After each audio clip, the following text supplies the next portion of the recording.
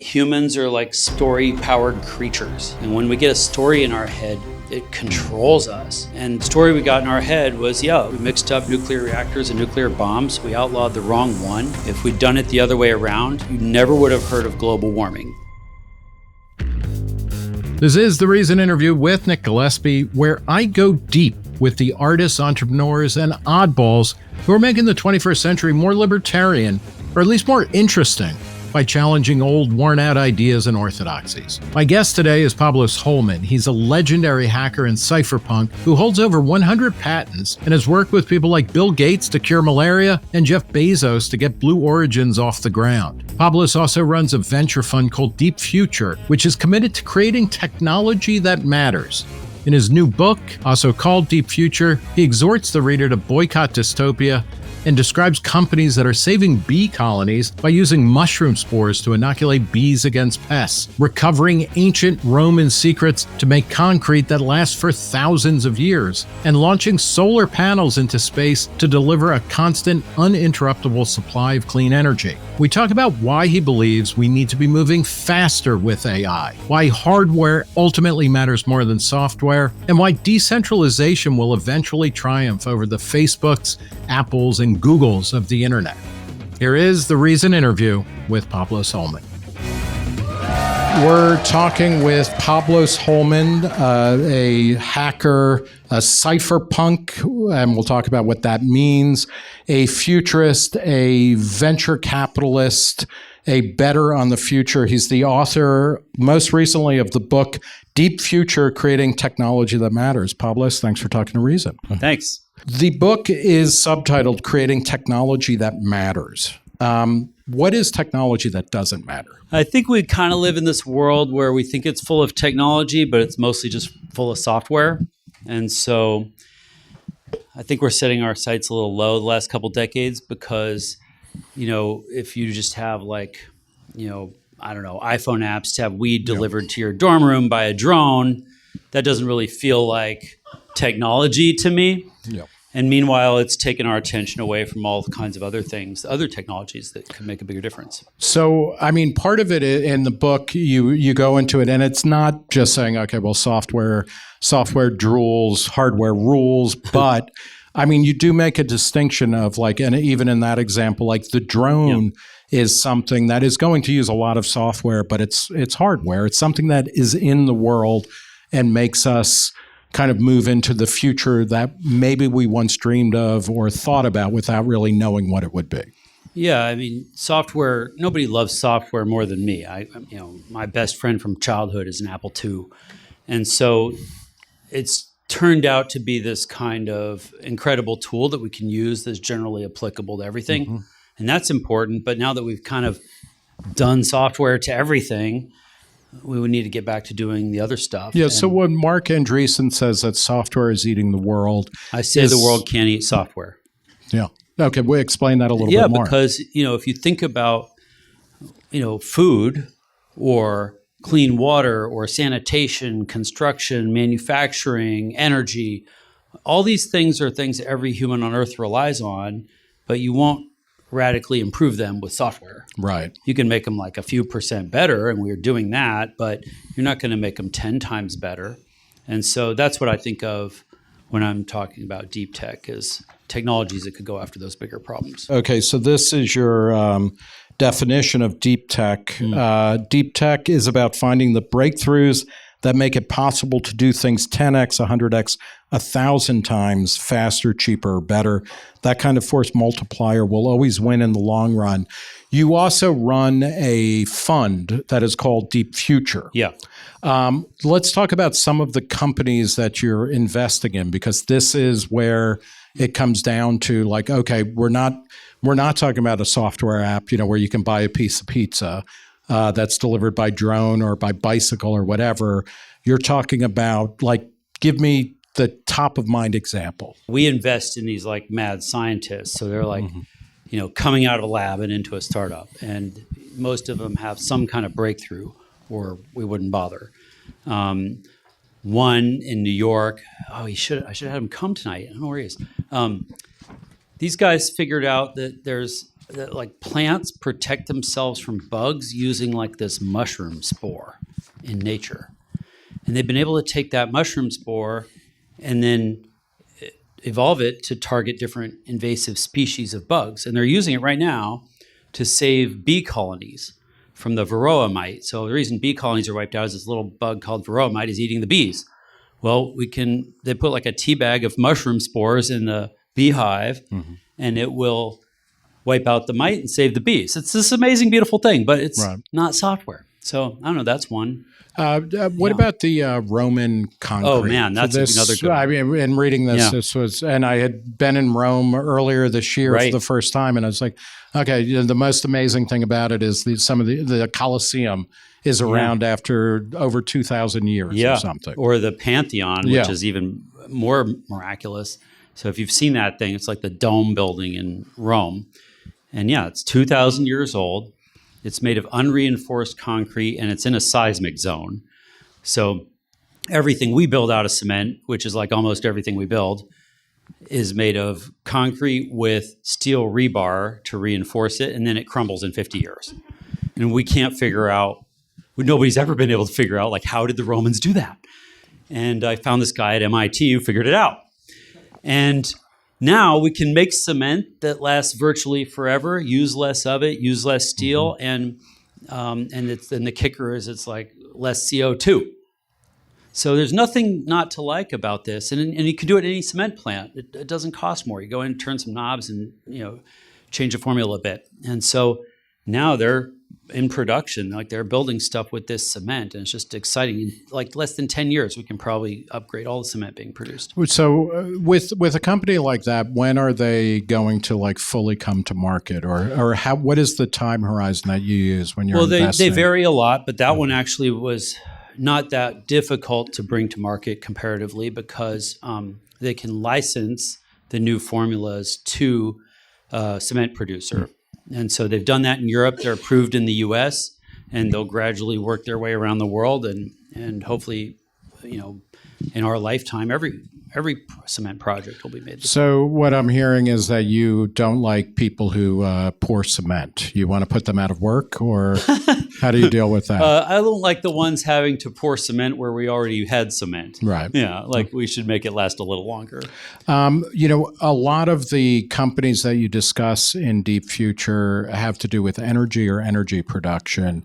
You talk about a company that, that is going to use solar power by being in space where the sun never sets. Can you explain what they're doing? If you just follow photons back to their source, you end up at the sun.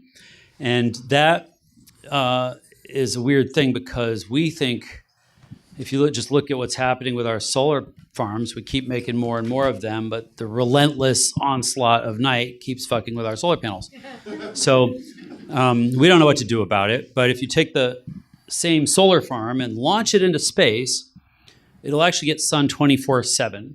So we have a bad angle on it, so it looks like it gets nighttime in space. No, it's actually noon in space all the time. So if you put a solar panel in space, it'll get sun all year long. Actually gets 8 times as much energy, and then you can beam it down to Earth using radio waves that go right through clouds. And this sounds like science fiction, I know, but it really does. Yeah, but it's real. Like all the technology we have. So when will that happen? They're aiming to put the first commercial array up in 4 years. What are the biggest, assuming all of the engineering and technological questions are answered, is there a regulatory regime, or what is slowing that down or keeping that from happening? We actually have a pretty functional regulatory situation for doing things in space. So that's less worrisome than it has been in other industries. Yeah. So I think that'll work fine. So is it mostly just the cost of putting stuff in space? The cost of putting stuff in space was just laughably expensive for our whole lifetime. So like in a space shuttle, it would have cost $40,000 to get, this book into space. Now it's about $1,500, which is, what down like 20x or something. But the Starship target that SpaceX has for their big rocket is 10. So $10. $10 a kilogram. So in this lifetime, you will store your old sports ball gear in space instead of your garage or closet. Yeah. Do you really believe that? Yeah, it's called space for a reason. Like we're really going to do that. Yeah. Yeah. All right. And how does it work? I mean, with the solar panels, how does it work? Like you beam it down on radio waves like this. Yeah. It sounds made up. I know it sounds made up, but if you think about, like, we do radio communication all the time. We're moving data, not trying to move energy, but it's the same thing. And so with radio waves, we send a beam of radio waves. Different frequencies are good at different things. So, X-rays go right through you. Sunshine mostly gets blocked. Well, the sunshine's getting blocked by the clouds. So if you can use radio waves, then they'll go right through clouds. So 10 gigahertz will go right around water molecules, which is what clouds are made of, water vapor. So you can use 10 gigahertz microwave radio waves that come down to Earth. We spec the beam to be a third of the energy density of sunshine. And so you need a big beam and you need a big antenna on the ground, but it won't hurt you. Like you can stand in front of it. I have, obviously, I'm fine. That never convinces anyone. But yeah, no, I mean that third leg is getting a little bit creepy. It's not a leg. Yeah. Okay. So I know why you think that. Okay. Yeah. So anyway, it's actually quite safe. It won't penetrate your skin more than a tenth of a millimeter. Yeah. And then it'll be able to be just kind of redirected to whatever electricity or power. Yeah, you make a beam and you aim it at a big antenna on the ground, and then that'll just go right on the grid. In keeping with energy kind of production, because you talk about the problems that will improve life on Earth for like the most people and things like that, energy production is really the most important thing, because history has shown that it's not just as we get more populous, but as we get richer, we consume more electricity, right? Or we need more energy. It's not just because we're richer. We consume more energy. I mean, because we're rich, I guess. But a lot of people don't have enough. Right. They need to consume more energy, and they want to, not because they're rich, but because they need it. And in the book, the way I describe that is, if you sort of average America in energy production. Or if you average global energy production, let's say, you get about 1 toaster per person. So you duct tape the button down on a toaster, run it 24/7. That's about how much energy the average earthling gets. And then Americans, because we're all sexy and good looking and so smart, we get 8 bonus toasters. So you're literally getting, an insane amount of investment of energy in every single American to get those averages. 3 billion people live on less than 1 toaster. Right. And so to me, when you look at a lot of problems, you kind of trace them back to energy. And I think we just didn't finish the job. We've made enough energy for all the people in the West and north of the equator, however you want to slice it. But we just haven't finished the job. And so less than 1 toaster is not an acceptable living standard. You want to get somebody up at least to, like, Europe used to be 5-6 toasters. Now they're more like 4 or 5. But, that's an acceptable, you could call that acceptable living standard. So to do that, to get those averages out, we got to 10x global energy production. And that is the thing that I'm saying that's kind of heretical. Most people want to show like a couple percent a year of growth. Or that they want to manage demand for energy rather than increasing the supply of energy. It's a complete red herring, because, you could just try it someday. Just try to cut your power consumption by 1 or 2 toasters. That's the max you could do without starting to feel like, you live in a third world country. And we're at the other end of that. We're at less than a toaster trying to go up. And so we have to provide for these people, and you can't overstate how important it is. When you look around the world, what are people fighting over? What are all those wars about? It's access to energy. It's control of those resources, mostly oil. So if you could provide, a death ray from space full of clean, cheap energy to people, then what are they going to fight about? Religion, right? But they'll fight about dumb shit on Twitter like Americans do. To focus on, we can put the wars in cyberspace, right, and leave. Don't you think the religion is kind of a cover story for the wars about oil? A lot of times? That it's an interesting question, and I tend to agree. Or certainly historically, wars are fought over resources, right, as much as anything. But then to continue with this. You talk a lot about nuclear energy, and can you kind of explain, your theory of nuclear energy in this? Well, I worked at a lab called Intellectual Ventures years ago, and we invented the most advanced nuclear reactor called TerraPower. So if you see Bill Gates talking about nuclear reactors, that's the one. And this is the one that he puts in the vaccines that he then exactly, and you inject it into kids for fun, voluntarily, of course. So that nuclear reactor we invented in about 2007, and every year since then we've been unable to get the U.S. government to approve it to build a test core. Nothing wrong with the reactor, it's just the U.S. government has no way of approving any new reactor technology. And the only thing they could possibly approve is old reactor technology. And so I have a lot of scar tissue from that because I've been trying to convince people that nuclear reactors are coming for almost 20 years. And I've been wrong all those years. But this last year, things really radically changed. So last year, a huge bipartisan bill was passed called Advance to push for developing nuclear reactors in the U.S. Last month, Trump signed like 4 executive orders to push deploying nuclear reactors. And all the hyperscalers sort of woke up and realized, to power all these chips we got from NVIDIA, we're going to need some nuclear reactors. So I think the world has radically shifted in the last year. What is different about these nuclear reactors? Because this is, and you talk about in the book that nuclear power and nuclear weapons got conflated. And, when people talk about nuclear, if you talk about nuclear power plants, you think of 3 Mile Island, you think of the China syndrome, you think of, and you throw some shade on the no nukes concerts, but there are no positive examples of nuclear reactors in popular culture. True. 13% of our energy comes from nuclear reactors in this country. That's quite positive example. You don't know anybody who lost their life to nuclear reactors. You do know people who lost their life at least early from the pollution from burning coal and gas and shit. So I think it speaks to what I tried to show in the book is that humans are like story-powered creatures. And when we get a story in our head, it controls us.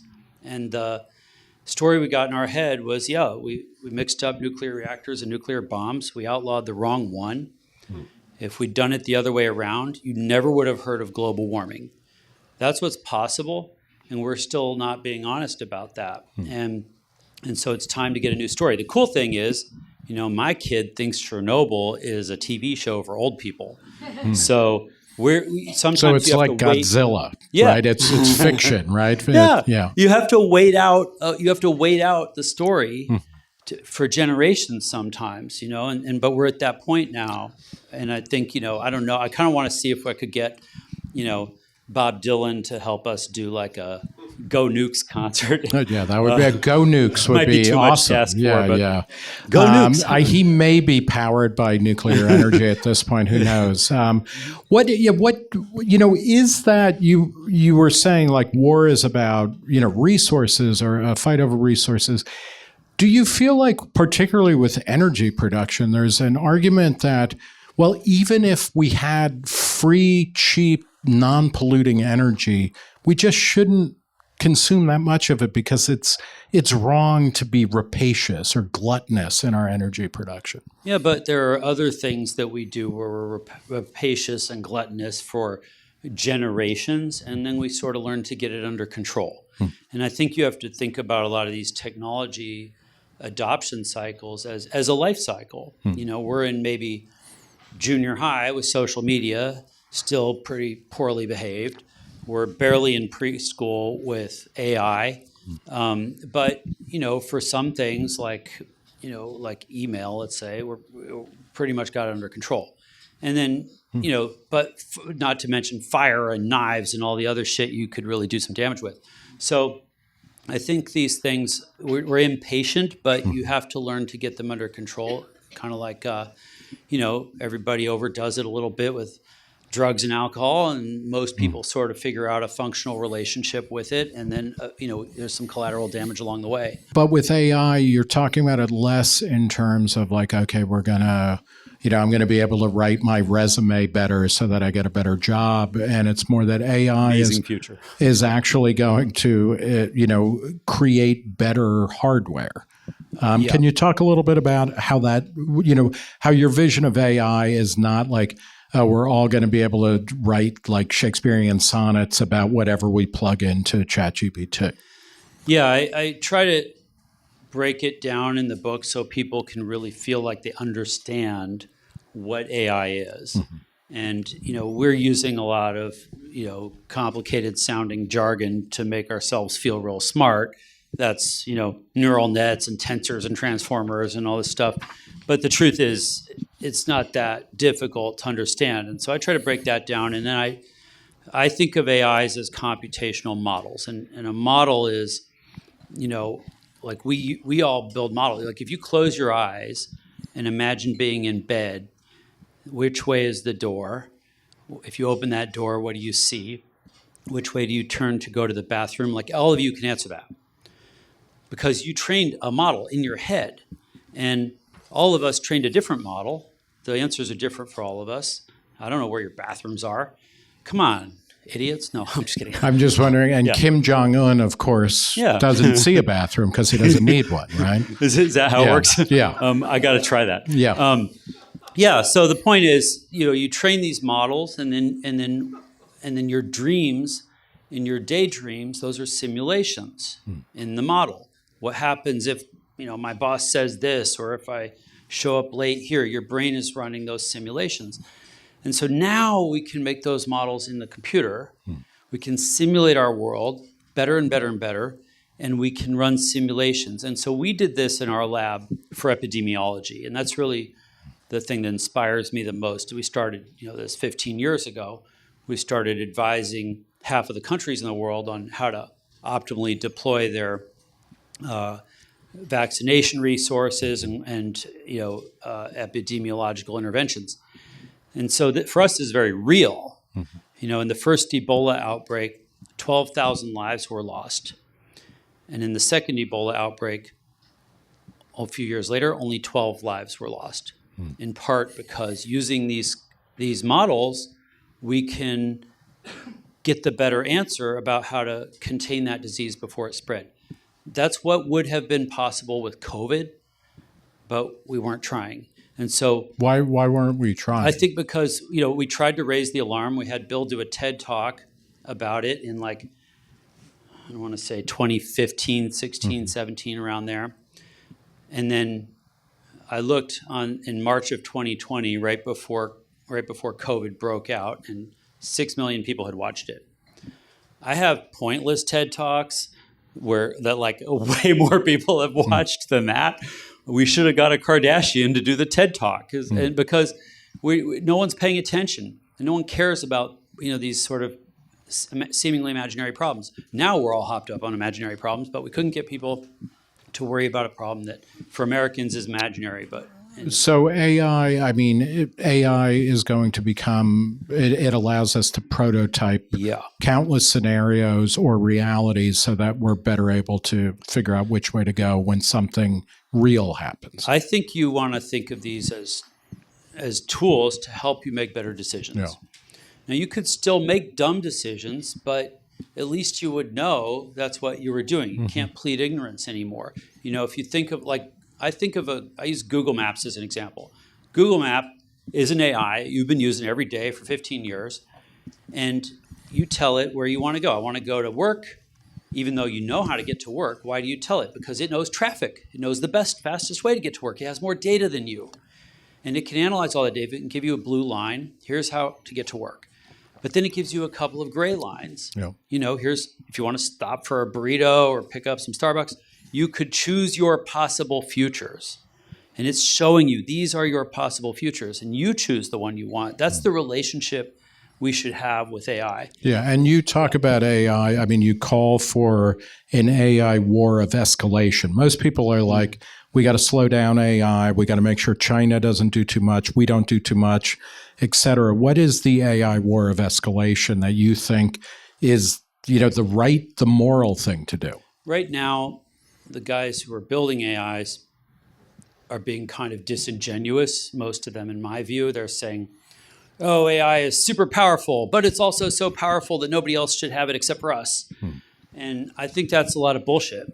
What should happen is, and will happen, whether we'll build a multitude of AIs. Mine should be checking yours. Yours should be checking mine. We should be competing. We should figure out over time, which one do you trust? I trust the people who built this one. I trust the answers this one has given me for years. You build trust in it the same way you do with a human. Like people are like cool for a while, and then you figure out they're a total asshole and you dump them. That's how we're going to do it with AIs. And so you need a multitude of them. And so it's really the wrong track to get on to build AI in the image of how we built social media. Like, why would we do that? Why would we let a few companies control it? The reason that they're in the race to spend as much as possible because they don't really have a moat, right? There is no moat in the tech. We all have the same algorithms. Like, we can all build a chat GPT ourselves. What we can't do is get as much compute as OpenAI got, or as Meta's got, or as XAI has. They've got the compute. And so now even the compute isn't a big enough moat. So now it's trying to control access to energy again. We're right back to the same wars we were having in the Middle East over energy, but now it's hyperscalers trying to buy up every last electron that you can get. You and I are going to pay for that. Why? Because they're fine with $1 a kilo for a dollar for to pay like the levelized cost of energy. We pay 10, 20, 30 cents. Not anymore, because now we're competing with hyperscalers. So I think it's a really bad track that we're on. What we need to do is recognize, and that we're falling for, basically. We need to make a lot of AIs that fight each other. Before we continue with the Reason interview, I want to ask you to help make this podcast and all Reason podcasts better. Please fill out our audience survey. It's only going to take a couple of minutes, and I'll give you a chance to win a $300 gift card. The link to the survey is in the show notes for this episode. It'll really help us out. And now, back to the Reason interview. One of the things that's most remarkable about this book and refreshing is the optimism. And it's not utopia. It's not techno-utopian. It's techno-optimist. And you came of age in the 80s and especially the 90s. You have a chapter and a slogan that recurs in the book is boycott dystopia, which is pretty good, but it's rare to hear. Let's talk a little bit about, how you got into computers and, and end up or still have an optimistic view of technology. How old are you? I'm 54. Okay. 54? I think so. Okay. And you grew up in Alaska, kind of in the middle of nowhere, right? So talk about, you mentioned your Apple II computer was, it was an amazing thing, but how did you get into computer programming and kind of digital culture and the internet? So when Apple shipped the first computer that they made, it was kind of the first computer you could have at home. The oil industry was the biggest, richest industry. And my dad had put some of the first computers in the oil industry, mainframes. And so when Apple needed customers, they're like, hey, want to buy some of our totally useless but expensive little computers? And he's like, sure, we'll take one. So I got one of the first computers Apple ever made, and in Alaska, which meant that nobody for like 1,000 miles had ever seen a computer. And so I didn't know what I was doing, but I just had more time because I was in the freezing cold. So I would fucking crash it and reboot it. That's how I learned. And so, what were you doing on it? So on an Apple II, it couldn't even do graphics. It's just text. You get a command. And you would put the floppy in. That was the operating system, and then take it out and put something in to save the data on, right? Oh, yeah. The operating system and your program and your data all had to fit on a disk that held 240 bytes 240,000 bytes, which is not, that's like not very much. So it was pretty nascent. And at the time, like, I just wanted to convince people this thing was going to be amazing and useful. And nobody believed me because it wasn't. And then I had like a skateboard, and they're like, that has more promise. You should just go waste time on the skateboard, get out of the house. And the, Revenge of the Nerds, I was right. The Apple II did kind of suck, but it eventually got more memory and it got faster and it went everywhere. And I just went on that ride. So a computer uses binary, as you all know. Binary is represented by like an alphabet called hexadecimal. And I could see the hexadecimal and I could learn to read it. And then I could try and take it apart and figure out what it did. So I would just change things. That's how I learned. I would literally just change a 0 to a 1. And then if it didn't crash, I'd see what changed, and then I would learn that way. So I reverse engineered my way into computers. That's totally not what you should do. Nobody does that, but I didn't know better. So that's how I learned. And then once you know what the zeros and ones are doing, then everything on top of that and every new thing computers could do, I just had to learn the new stuff. And I've been doing that my whole life. So it was hard to catch up to me. And that was... so that's how I got started. When did you connect to the internet, or when were you able to connect to other computers? Well, and you have a storied history as a hacker. Yeah. So in 1982, I got access to the mainframe at the university with a modem, and the university had this giant mainframe which had like so massive of a computer it could do as much as like an Apple Watch. That's an exaggeration. It was, you need a lot of them to add up to an Apple Watch, but it's a shared computer, and so when you dial in, you could talk to other people, and there's still no pictures, so nobody knows I'm a kid. I'm like 12 or 13, and I just spent 16 hours a day harassing computer science professors. They were the only other ones on the computer, so I would just say, "How does this work? How does that work?" And they would tell me, and so I probably learned more than anybody because they had real jobs and shit. I just had to fuck around on the mainframe. So eventually that was my first experience on the internet. And the mainframe wasn't internet, but there was this, it was made by DEC. So it was a DEC VAX mainframe for nerds.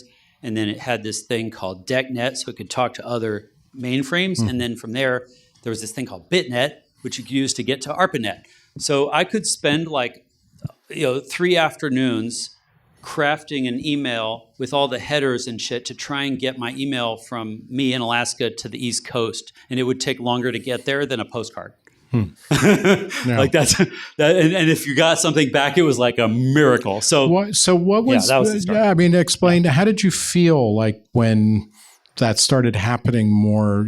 Like quicker or anything? Yeah, I mean, it was all very gradual in the same way that your experience is, but I I was so lit up by this thing, and I just, I was, 10-year-old kid trying to talk people into being excited about this computer. And you can see I'm still kind of doing the same thing. Right. I'm like trying to get people excited about these technologies. And I just felt like I had a superpower, and I was right. By the early 90s, you started participating in something called the Cypherpunk listserv or email, service. Who were the Cypherpunks, and how did that form you?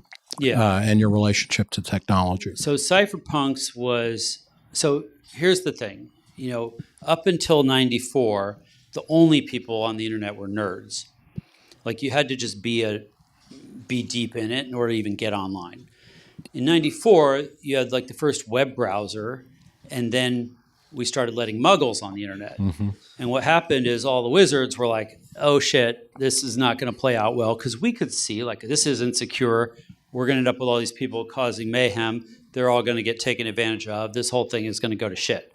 So that you could see that. Nerds and especially hackers are good at projecting out what are the problems that are coming. So what we thought was that, okay, we need to go make this thing secure and then get back to our usual day job. And what happened is we saw that, okay, it was very nascent, but in those days we thought, well, we could take the toolkit of cryptography and use it to create protocols that were totally secure. They were trustworthy, like nobody could cheat. And the reason for that is we didn't want to end up on an internet where anybody got an asymmetric advantage, where you control what I do, where I can stop you from doing whatever you want to do. The whole point was to make it egalitarian. And so the idea with cryptographic protocols is everybody, they enforce their own rules. Everybody has to play by the rules or you don't get anywhere. And so we tried to make these cryptographic protocols that could preserve our values of essentially freedom online. And that was what cypherpunks were really focused on. And we had to start with, so we did different things. First, we had to prove we could make a anonymizing system on top of TCP/IP, which was not anonymized. So that's really hard to do. So taking a system where everybody knows who everybody is and then trying to anonymize, we had to invent all the mixers and stuff for that. Now you know it as Tor browser or the dark web, because the descendant of all that work is anonymous surfing. That's Tor browser. If you flip anonymous surfing on its head, you get anonymous serving. So servers are anonymized. That's the dark web. So that was the first thing we had to solve. Then we had to solve decentralized protocol. And that was really hard because, when you're designing stuff, it just really helps if you can all just check in with the boss. And so everything ended up being centralized, and we tried to decentralize things. That was really hard for a long time. And one of the problems with decentralization is you need a way to pay people to contribute resources to the decentralized network. Well, that got us onto cryptocurrency, because we're like, well, how do you pay people? Can't be doing that with credit cards. Defeats the whole purpose. Cash doesn't work online. So we had to figure out, how do you put money online? So in the late 80s, that's what I was really focused on, is how do we make a cryptocurrency that solves the problems with, because currencies are also the way that most power is exerted. So we had to figure out, how do you get out from under the control that comes with it? Every currency ever issued in human history gets fucked with by whoever controls the mint. They just print more for their frat buddies. You can see it happening with the dollar today. So that's a big problem that you want to get out of. And none of us could figure it out. And we made like 100 cryptocurrencies collectively. And they all sucked for different reasons. But the biggest one was we could never figure out how to decentralize the mint. And that was the kingpin that Bitcoin solved. And so up until that moment, we couldn't get there. And right before that, we did solve decentralization before that. So the milestone for that was BitTorrent. So before BitTorrent... Explain how many of you are familiar with BitTorrent? How many of you are still using it? Okay. Unwittingly, actually, some of you are still. But the point is, BitTorrent... What does BitTorrent do? So you guys remember Napster? So Napster was a centralized service where you could steal music from other people. Big crime. I think borrow it. Exactly. Or you could borrow it, fair use. But, those nuances were lost. So with Napster, there's a centralized server telling you where to go get the song you want. Leonard Skinner's over here and, Patti Smith is over there. So it fell to a legal attack. The guys running the server got sued into oblivion. No more Napster. So Cypherpunks figured out how to solve that, and we had a bunch of different ideas and different iterations, but the winner was BitTorrent, which decentralized everything. And it was the first totally decentralized protocol for file sharing and by extension for everything else. And so with BitTorrent, entire industries hate it. No. Music industry, movie industry, and all that hate it, but they can't kill it. And that's what proved to us we can make decentralized protocols that are unkillable.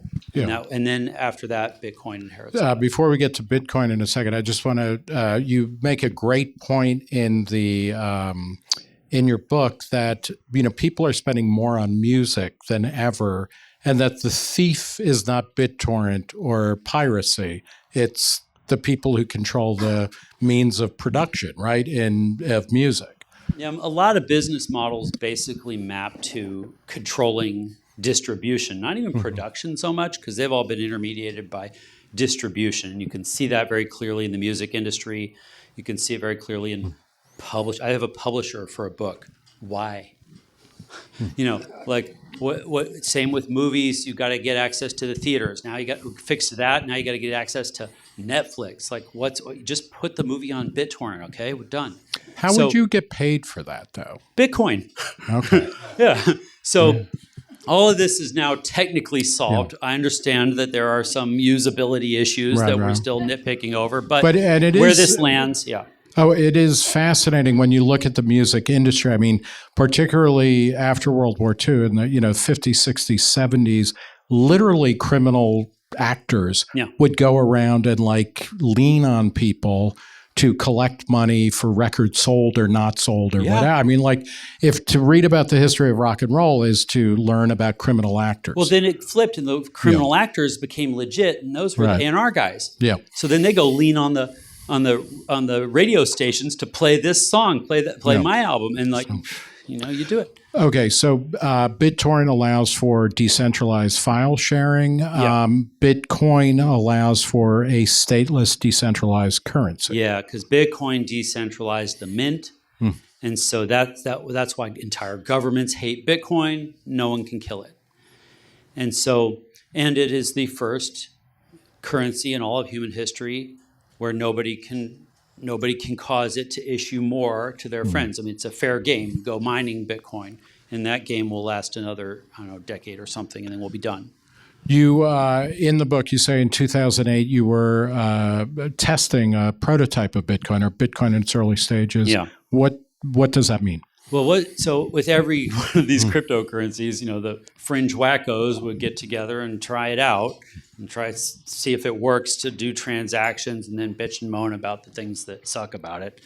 So it's a way to look. Cypherpunks are, on the whole, not well socialized.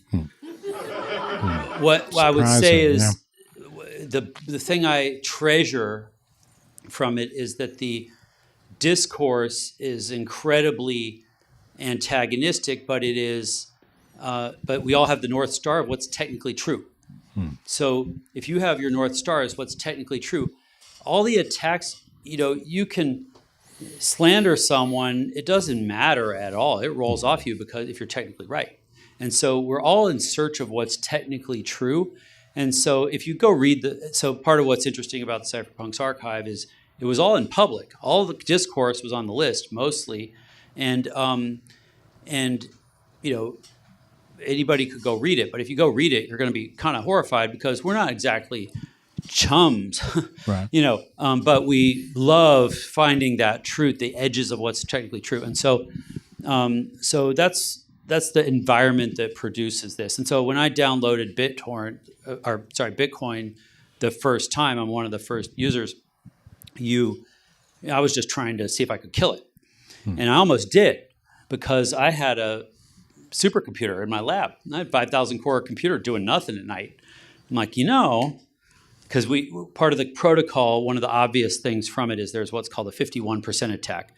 We'll get on to less technical shit. But the point is, if you could control 51% of the mining in Bitcoin, even today, you can rewrite the blockchain and win all the gold. So I was going to do it just to fuck with my friends, but fortunately, I got busy and didn't do it because I probably would have killed Bitcoin. It sounds like a very unconvincing story. Oh, what's unconvincing? I was going to do it, but I got busy. Oh, busy is unconvincing? I don't know, man. Do you know who Satoshi Nakamoto is? I'm not going to say any more than that. I said, Cypherpunks made Bitcoin, and I'll stand by that, but I'm not going to tell you anything you don't already know. But, who is Satoshi Nakamoto? Cypherpunks made Bitcoin. Okay. And they write code. The final question. Let's dial back to this question of boycott dystopia. What are the things that happened, say from the early 90s, as the web kind of democratized, the internet or made it user friendly. And by the end of the 90s, the internet is a mass medium. It's different than traditional broadcasts and all that kind of stuff or publishing or anything. But, what are and it was criticized and challenged, throughout the 90s. I mean, everybody, right and left, all had reasons to try and shut it down. It came close. The government came close to doing it in the U.S., et cetera. What are the events that happened that turned this generally optimistic outlook to one that is really harshly pessimistic. And how do we move past that? So in 2006, any of you who are on the internet probably had an RSS reader. A lot of them was using Google Reader. And what we were trying to do there, RSS was like a test protocol, you could say. The idea was, how do you decentralize publication? How do you publish and subscribe? And it was working great. We're all using it. And so you had a decentralized protocol. It wasn't cryptographic in nature, and there's lots of problems with it. But when I subscribe to your blog, every day my reader goes and grabs whatever you put on your blog. And if I subscribe to all your blogs, it goes out to each one of you and grabs whatever is in your feed. And then my reader gets too much crap in it, so I make filters, like minus Trump, minus Biden, minus Elon, minus whatever pisses you off. I still, to this day, use RSS because of spaghetti code. It still works on every website on the internet. And so I have this feed of news that I have tuned over decades now almost. And I don't get the things I don't want. I only get the things I chose. And I control the knobs and dials. And what happened to the mainstream is they went from this beautiful and open system and ran into a big walled garden called Facebook. And Facebook does not give you the knobs and dials. They don't let you control your feed. They came up with their Uber algorithm that thinks somehow they're magically going to come up with one set of values for everyone on Earth. Like, we all opted into this, and I guarantee you, we don't all agree about shit in this room. So I just think what we did wrong was fell for this story where we were going to let Facebook determine value system for all of us. And we keep beating them over the head. We're like, you got to stop letting this content. You got to stop letting that content. You got to do more of this, not less of that. And when we do it to Twitter and we do it to everybody. But we're just on the wrong fork in history. The right fork in history was RSS. Don't give your attention to what seeks you. Save it for what you seek. That's how I think about it. How do we? My life is like that. Yeah, if we've gone down this dead end, like, how do we back up and go back? I have some ideas. I mean, we could talk about that. But like, my idea was to, try to. I mean, we should it gets too technical. But the point is, we should choose RSS. You can do it today. Download any RSS reader. I don't care which one. Doesn't matter. Go subscribe to whatever websites you like, and then go make filters for things you don't like. Is it good that Facebook is seems to be in decay in the U.S., it's right? It's not in decay. But the average daily users are small. Yeah, we're getting old, so we don't use Facebook, and our kids use Instagram and Snapchat and stuff. But it's basically all the same shit, or worse. So it's it's the move. Is it the move into a single walled garden, or is it? Yeah, that's why we have multiple. We have multiple walled gardens, and is it okay to kind of hop, skip, and jump among them? Let's skip forward. Right now, we live in this world where we made these choices, and in the long run, and this is kind of what I think is, if you just look in the long run, any technology that humans invent and figure out and prove that it's good and economical and whatever, we always adopt it in the long run. Like, whoever invented the wheel was probably assassinated, but then, for a few generations, kill off all those assholes with wheels. But then, a few generations in, fuck you, Dad, wheels are cool. Yeah. And then then the technology gets adopted, normalized, and everybody gets it. And so we're kind of at this developmental stage where we just got drunk on Facebook and went nuts with that. But kind of like the story I told about nuclear reactors, we're going to evolve past that because these are better ways for humans to organize ourselves. That's what decentralization is. We're going to decentralize AWS. That's where this goes. So, BitTorrent is a milestone. Bitcoin is a milestone. We are on our way to decentralize AWS. And then on top of that, we're going to decentralize all the things that we use. That's going to be messaging. That's going to be your newsfeed. That's going to be your Instagram and your OnlyFans, all decentralized. Yeah. All right. decentralized OnlyFans. That sounds like a great You heard it here first. note to end on, where even the body parts will be on separate accounts. Totally. It sounds like it's just more money. Final question. How long have you been wearing the glasses, and where do you buy them? I don't think anyone's asked me that on camera before. So, No, they are super cool and futurist and retro all at the same time. So, let's see. So back in their heyday, the designers at Oakley were like gods. They could do whatever the fuck they wanted. So can I cuss on your show? I guess Sure. too late. It's easier to ask forgiveness than to ask for fucking permission. Okay, But, yeah. there we go. So they built this factory in like Nevada or somewhere where it was not under a lot of scrutiny, and they could do investment casting, which is an expensive way to cast titanium alloy, and they made the coolest glasses ever made, the toughest glasses. I've been wearing the same pair for like 20 years, but the factory blew up because of all the volatile gases in the casting process. And so nobody will ever make glasses this way again, but they're the best ones ever made. So because I'm in a lab all the time, I have to wear safety glasses anyway. And these correct my peripheral vision, and they fit, and they don't break, and they don't fall off my head. So that's why I've been wearing them. And for years, people thought they were weird. Now I get compliments. Yeah, no, they are the future. The book is Deep Future, Creating Technology That Matters, and the author is Pablos Holman. Pablos, thanks for talking. Thanks. Okay.